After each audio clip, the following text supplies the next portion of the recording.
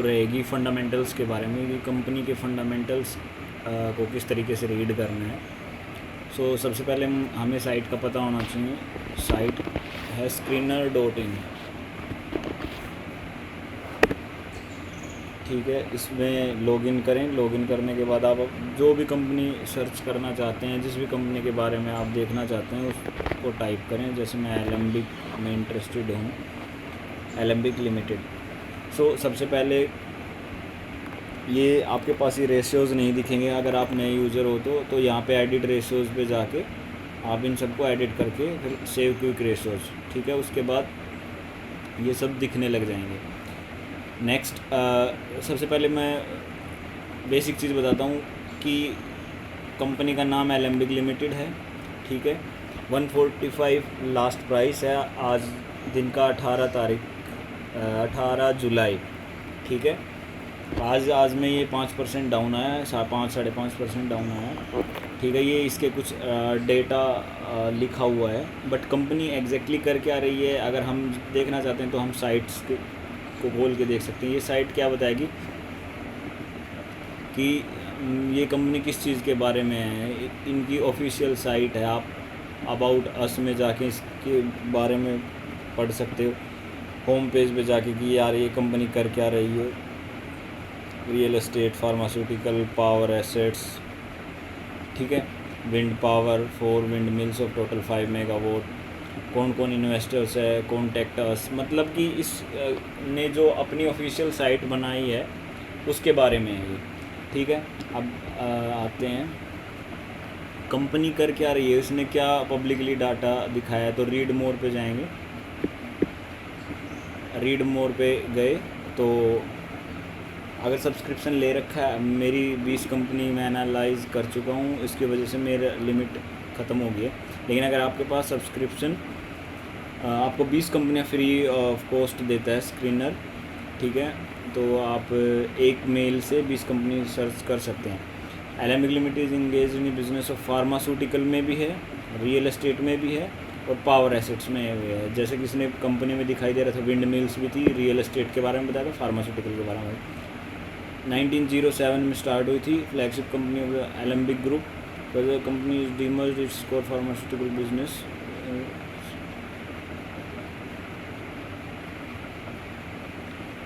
ठीक है। अभी यहाँ पर जब रीड मोर करेंगे तो कंपनी की टोटल डिटेल बताएगा कि मैक्सिमम रिवेन्यू कहाँ से आ रहा है, जोग्राफिकल कहाँ है, मतलब कि इंडिया में ही है या बाहर भी है, इंडिया में कितना रिवेन्यू आ रहा है, ठीक है। अब moving to the data, data के बारे में पढ़ते हैं। मार्केट कैप, मार्केट कैप का मतलब ये है कि मार्केट ने इसको कितने रुपए, अगर आज के टाइम में इस कंपनी को ख़रीदने के लिए जाता हूँ तो मेरे को ये रेट देना पड़ेगा 3,738 करोड़ रुपए, ठीक है। एक शेयर का प्राइस 145 है, एक शेयर का प्राइस 145 है, ठीक है। नंबर ऑफ़ शेयर्स 25 करोड़, ठीक है। नंबर ऑफ़ शेयर्स 25 करोड़, ठीक है। और ये है हाई और ये है लो, मतलब कि हाईएस्ट प्राइस 156 गया है, लोवेस्ट प्राइस 74 गया है, ठीक है। हाईएस्ट और लोवेस्ट है ये, ठीक है। अब आते हैं मेन इंपॉर्टेंट चीज़ क्या देखनी है, वो है बुक वैल्यू। बुक वैल्यू का मतलब है कि अगर ये कंपनी जेन्युइनली कितने पैसे से की है, मतलब एक शेयर की वैल्यू कितनी आती है।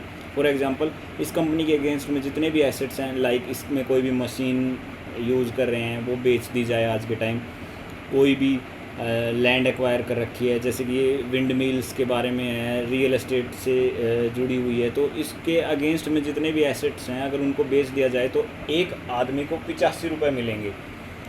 अगेन एक बंदे को 85 रुपये मिलेंगे, लेकिन मार्केट के सेंटिमेंट की वजह से एक व्यक्ति को एक शेयर कितने का पड़ रहा है, 145 का।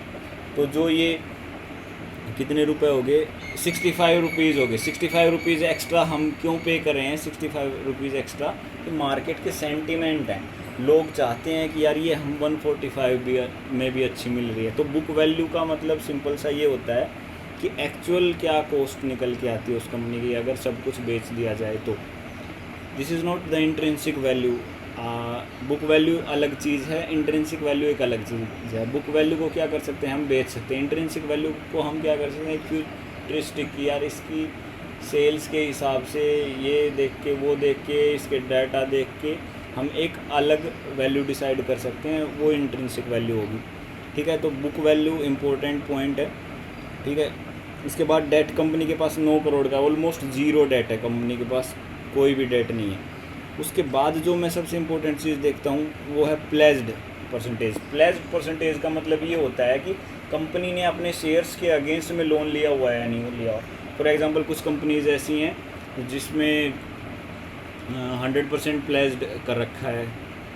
ठीक है, शायद सुज़लोन है, एक सेकंड,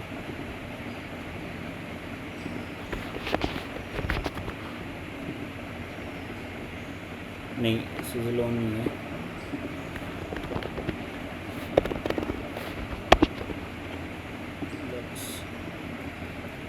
नहीं ये भी नहीं है, नहीं मुझे याद नहीं है। तो प्लेज्ड परसेंटेज का मतलब ये हुआ कि अगर फॉर एग्जांपल किसी कंपनी ने शेयर्स गिरवी रख के पैसे उठाए हुए हैं, तो मतलब कि वो एक नेगेटिव पॉइंट बनता है। तो pledged percentage should be zero. Zero का मतलब ज़ीरो होना चाहिए। ठीक है, market value of coated investment. Market value of coated investment का मतलब सिंपल सा ये है, जैसे कि मान लो इस कंपनी को मैं 3000 रुपये की मानता हूँ। अगर ये कंपनी 3000 रुपये की है, कंपनी ना बोल के मैं इसको मार्केट कैप की, मैं इसको बोलता हूँ मैच बॉक्स। ठीक है, मान लो ये मैच बॉक्स है। ठीक है, ये आपको 3000 रुपये का है इसका MRP। ठीक है, MRP 3000 रुपये का है, ये मैच बॉक्स है। लेकिन इस मैच बॉक्स में मैंने 5800 रुपये डाल रखे हैं। ठीक है, इसी को market value of coated investment बोलते हैं। मतलब कि 3000 रुपये तुम दो मैच बॉक्स में, और मैच बॉक्स के अंदर 5800 रुपये गिफ्ट मनी रखी हुई है तुम्हारी, market value of coated investment. तो ये चीज़ है इसके अंदर।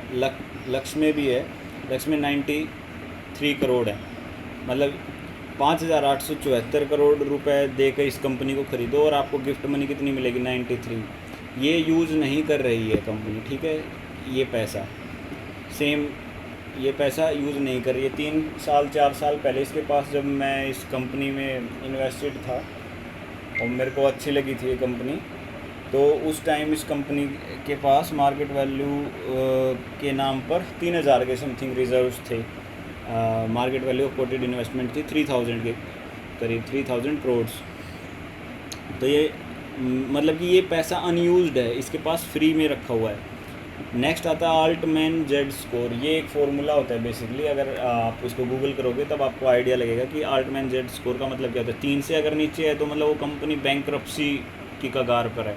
3 से ज़्यादा है तो हम, जितना ज़्यादा रहेगी उस कंपनी को हम उतना ही अच्छा मानते हैं कि ये बैंकरप्सी की तरफ, मतलब ये बैंकरप्ट होने से दूर है। अगर 3 से जितनी ज़्यादा दूर रहेगी, फॉर एग्ज़ाम्पल 7, 8, 9, 19, 20, 21, 22, तो वो क्या है, वो कंपनी क्या करेगी,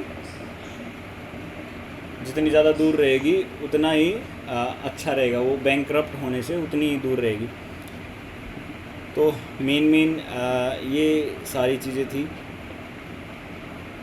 प्रमोटर होल्डिंग एक इम्पोर्टेंट चीज़ है। प्रमोटर होल्डिंग का मतलब है कि जिस बंदे का मेन आइडिया है वो बंदा के पास कितने शेयर्स हैं। फॉर एग्जांपल प्रमोटर होल्डिंग कम हो रही है, मान लो आने वाले 3 साल में प्रमोटर होल्डिंग गिर के 70 से 67 होगी, 68 होगी। मतलब प्रमोटर क्या है, अपने पैसे निकाल रहा है। तो मतलब कहीं ना कहीं वो अपनी कंपनी से, आप खुद सोचो, आपकी खुद की कंपनी है, आप उसमें से अपना शेयर कम कर रहे हो, तो इसका मतलब कहीं ना कहीं मेंटल प्रेशर की वजह से आप काम नहीं कर पा रहे हो उस चीज़ के लिए। तो वो एक नेगेटिव एस्पेक्ट होता है एक इन्वेस्टर के लिए कि यार जब बंदा जो मेन इन्वेस्टर है वही पैसे नहीं डालना चाहता इस कंपनी में, तो मैं क्यों डालूं। ठीक है, और बात भी सही है उसकी। ठीक है, तो ये 3-4 पॉइंट्स थे, market cap, current price, book value, promoter holding placed zero होनी चाहिए market value of coated investment और अल्टमैन जेट्स को। ठीक है, आएंगे कहाँ से, एडिट रेशियो करेंगे तो वहाँ से आ जाएंगे। चार्ट है, चार्ट आप किसी भी प्लेटफॉर्म पे देख सकते हो, कोई दिक्कत नहीं है। प्रोज एंड कॉन्स, प्रोज का मतलब है प्लस पॉइंट्स, कॉन्स का मतलब है नेगेटिव पॉइंट्स। प्रोज क्या है, ऑलमोस्ट डेट फ्री है, मैंने बताया था 9 करोड़ का डेट है बस।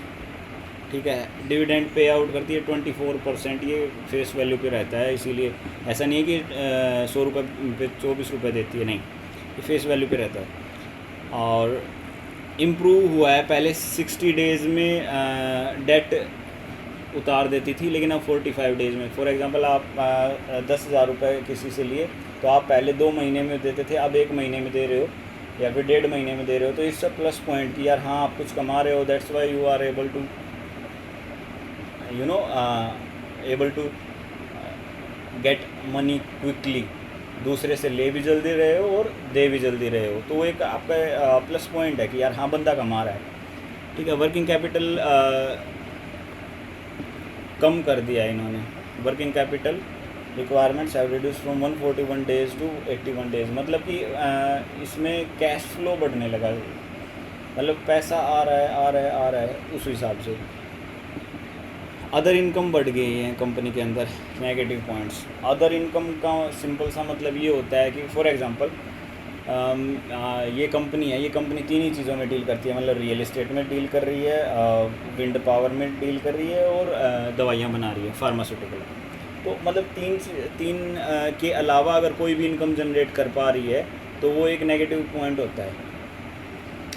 नेगेटिव पॉइंट नहीं कहेंगे, बट वो हो किस वजह से रहा है वो देखा जाता है, मतलब कि तुम बिज़नेस के अलावा कहाँ से पैसे जनरेट कर रहे हो, या तो तुम मशीनरी बेच रहे हो, या फिर तुम्हारे पास कोई एसेट्स हैं अलग तरीके, लैंड वगैरह बेच दी, मतलब कुछ ना कुछ बेच के ही तुमने पैसा कमाया, या फिर तुमने अपना पैसा एज ए इंटरेस्ट पे किसी को दे दिया, वहाँ से इंटरेस्ट कमा लिया। तो मतलब कि तुम पैसा तुम्हारे पास है बट तुम यूज़ नहीं कर रहे हो उसे, वो as a interest as a interest कमा रहे हो, तो वो सारी क्या होती हैं, एक नेगेटिव पॉइंट होता है एज एन इन्वेस्टर। बाकी लो रिटर्न ऑन इक्विटी, ये कुछ नहीं, 3 साल में सिर्फ 10% का ही रिटर्न दिया है, बस वही सब है। हाँ, एक होता है पी रेशो, पी रेशो में बहुत गड़बड़ी होती है। पी रेशो में क्या करते हैं लोग, पी रेशो में बेसिकली ये देखते हैं कि यार इस कंपनी का पी रेशो, फॉर एग्जांपल मैं एलेम्बिक है, एलेम्बिक फार्मास्यूटिकल कंपनी है, मैं अंबुजा सीमेंट से देखूँ इसकी कंपैरिजन, तो अंबुजा सीमेंट जो है,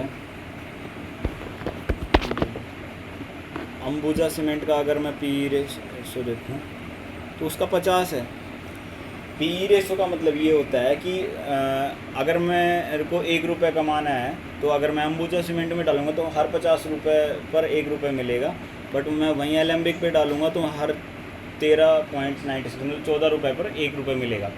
तो कंपैरिजन किया मैंने, एक जगह मेरे को 50 रुपये में 1 रुपये मिल रहा है, एक जगह मेरे को 14 रुपये में 1 रुपये मिल रहा है, तो कहाँ पर बेटर है? एलेम्बिक में नहीं, दोनों सेक्टर अलग अलग है। अंबुजा सीमेंट का काम कर रहा है, देखा जाए तो यहाँ पे देख कंस्ट्रक्शन इंडस्ट्री सेक्टर रियल्टी, और ये सेक्टर सीमेंट सेक्टर आ गया, सेक्टर सीमेंट सेक्टर, मतलब सेक्टर अलग अलग होगा, इंडस्ट्री अलग अलग होगी। तो मुझे इंडस्ट्री वाइज देखना है कि इस इंडस्ट्री में 32 के अराउंड है पी रेशो, इस इंडस्ट्री में 32 के अराउंड पी रेशो है। ठीक है, मैं बाकी जो सीमेंट की कंपनीज़ हैं, फॉर एग्जांपल मेरे को ये पता चल गया कि यार मेरे को सीमेंट सेक्टर में डालने हैं पैसे, तब मैं ये देखूँगा कि यार हाँ सबसे कम एसीसी में है, ठीक है, फिर मैं एसीसी में लगाऊंगा पैसे, क्योंकि एसीसी मुझे 23 रुपये पे 1 रुपये दे रहा है, वो 50 रुपये पे 1 रुपये दे रहा है, ठीक है, तो फिर मैं एसीसी के साथ जाऊँगा।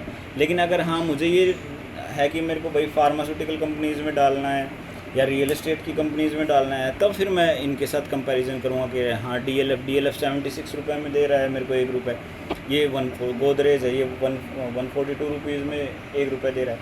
तो इन सब चीज़ों को मतलब कि सेक्टर वाइज पी देखते हैं, ऐसा नहीं है कि कोई भी किसी भी 2 कंपनी का कंपैरिजन कर लिया, सेम सेक्टर की सेम कंपनी होनी चाहिए तभी बात बनेगी पी रेशो। तो इसका पी रेशो 34 है, मतलब इस सेक्टर में अगर कोई 35 रुपीज़ लगाएगा तब जाके उसे 1 रुपये मिलेगा, लेकिन एलेम्बिक में लगाओगे आप तो 14 रुपीज़ पर 1 रुपये मिलेगा। यहाँ पे क्वार्टरली रिजल्ट्स देख सकते हैं हम, प्रॉफिट एंड लॉस, एक ऊपर अदर इनकम का पड़ा था, तो अदर इनकम का यहाँ पता चल जाता है कि ये देखो 86 था, 62 हुआ और 54 हुआ, मतलब अदर इनकम इसकी कम हो रही है, 86, 62 एंड 54, बट है तो सही other income, but it's a negative point. Balance sheet होती है, एक लायबिलिटी होती है और एक होता है एसेट। तो एसेट और लायबिलिटी बहुत इंपॉर्टेंट चीज़ होती हैं फाइनेंशियल, मतलब बैलेंस शीट का मतलब ये हो गया हमारी सैलरी आती है, उसमें भी बैलेंस शीट ही काम करती है। बैलेंस शीट तो कंपनी की भी होती है, इंडिविजुअल की भी होती है, ठीक है। तो मैं लायबिलिटी का मतलब क्या हो गया, लायबिलिटी मतलब कि मेरे पास अगर बाइक है तो बाइक क्या है, मेरी एसेट है, लायबिलिटी है, वो लायबिलिटी है। क्यों है लायबिलिटी? क्योंकि मैं उसको मेरे पास रखता हूँ।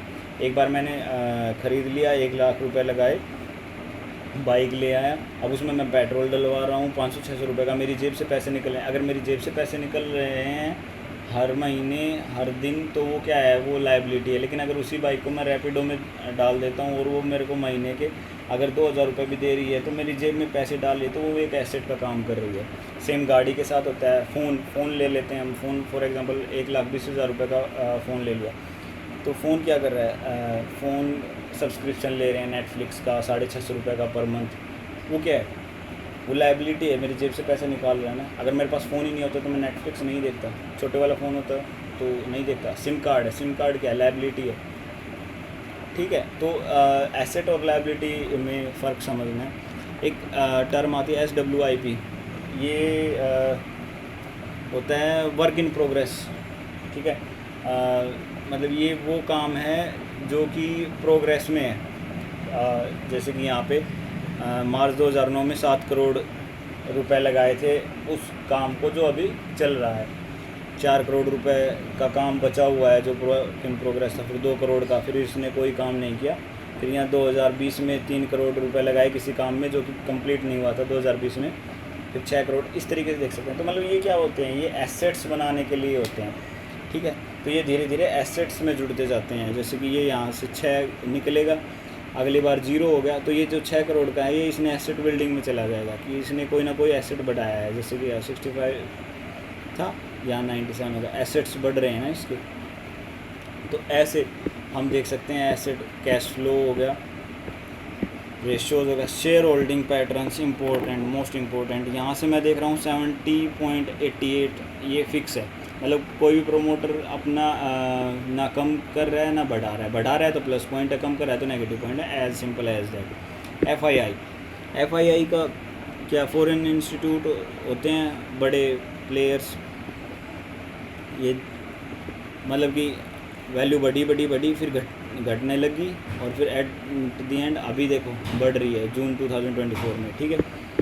ऐसे ही DII कम हो रही है। DII मतलब डोमेस्टिक इन्वेस्टर जो इंडिया वाले हैं, पब्लिक का क्या है, पब्लिक बढ़ रही है, ठीक है। तो कहने का मतलब क्या हुआ, ये प्रमोटर्स अगर बढ़ रहे हैं तो प्लस पॉइंट है, प्रमोटर्स घट रहे हैं तो नेगेटिव पॉइंट है, सेम है तो भी प्लस पॉइंट ही है कि भाई चलो एटलीस्ट घट नहीं रहे बंदे, ठीक है। FII DII का मतलब ये ऑलमोस्ट अपोजिट रहते हैं। लेकिन अगर FII इन्वेस्टमेंट करना चाह रही, मतलब कि बड़ा प्लेयर के साथ अगर हम पोजीशन बना के रहेंगे तो हमेशा प्रॉफिटेबल रहेंगे, ठीक है। यहाँ डॉक्यूमेंट्स वगैरह आते हैं, तो मतलब हम किसी भी कंपनी को इस तरीके से देख सकते हैं। कोई भी कंपनी, मान लो कोई भी एक उठा लेते हैं कंपनी, DLF उठा लें, इसी का फटाफट देख लेते हैं। ये मार्केट कैप है, करंट प्राइस है, बुक वैल्यू बहुत ज़्यादा है इसकी, सॉरी बुक वैल्यू बहुत कम है, 160 के अराउंड है। ये काफ़ी है, मतलब कि 5 गुना के समथिंग है ये, ठीक है। 15/75, 16/80, ठीक है। तो मतलब कि 5 गुना के करीब है बुक वैल्यू। तो मतलब कि अगर इस कंपनी कल बंद हो जाए तो ये 160 रुपीज़ ही आपको देगी, लेकिन आपको ख़रीदने के लिए कितने रुपए देने पड़ रहे हैं, 845, ठीक है। It's not a good investment, but हाँ टेक्निकली आप एंट्री चार्ट वगैरह देख के ले सकते हैं एंट्री। प्लेज परसेंटेज 0 है, आल्ट मैनेजर स्कोर अच्छा, कोई भी रिजर्व में पैसा है नहीं। प्रमोटर होल्डिंग 74 है, अच्छा है, फंडामेंटल अच्छे हैं। प्रोज एंड कॉन्स देखते हैं कि 47% ठीक है, वो बताया था ना 5 गुना के समथिंग है बुक वैल्यू का, तो it's negative point. Sales growth -5% का दिया है इसने, जबकि रियल एस्टेट बढ़ रहा है, लेकिन ये नेगेटिव में दे रहा है 5% के करीब। ऑपरेटिंग प्रॉफिट बढ़ रहा है, प्रॉफिट्स वगैरह बढ़ रहे हैं।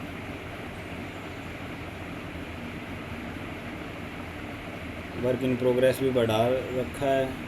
एसेट्स कम, फिक्स्ड एसेट्स हैं वो कम हो गई, मतलब ठीक है, नेगेटिव पॉइंट है। क्या प्रमोटर्स हैं, प्रमोटर्स क्या कर रहे हैं 74, ये देखो प्रमोटर्स कम हुए, ठीक है। FII पोजीशन बढ़ा रही है अपनी, ठीक है, कंटिन्यू। ये देखो 14 हर बार बढ़ा रही है DLF में। DII ये तो इसके अपोजिट ही चलता है। पब्लिक सेक्टर ठीक है। तो कहने का मतलब क्या है कि कंपनी फंडामेंटली ओवरऑल ठीक है, बट मैं इस सेक्टर में लगाऊंगा तो वो कंपनी देखूंगा जो अच्छा है। इसकी PE देख लेते हैं। DLF की PE 78 है, जबकि सेक्टर की PE कितनी है 34 है, 34-35 के अराउंड। तो अगर मेरे को अगर सेम सेक्टर में घुसना है तो इससे भी अच्छी कंपनीज मिल जाएंगी जिन्हें हम देख सकते हैं। सो फंडामेंटल किसी कंपनी को किस तरीके से एनालाइज करते हैं, क्या क्या चीज़ें देखते हैं, और वो मेरे को जितना आता था मैंने उतना शेयर करने की कोशिश की है। Thank you.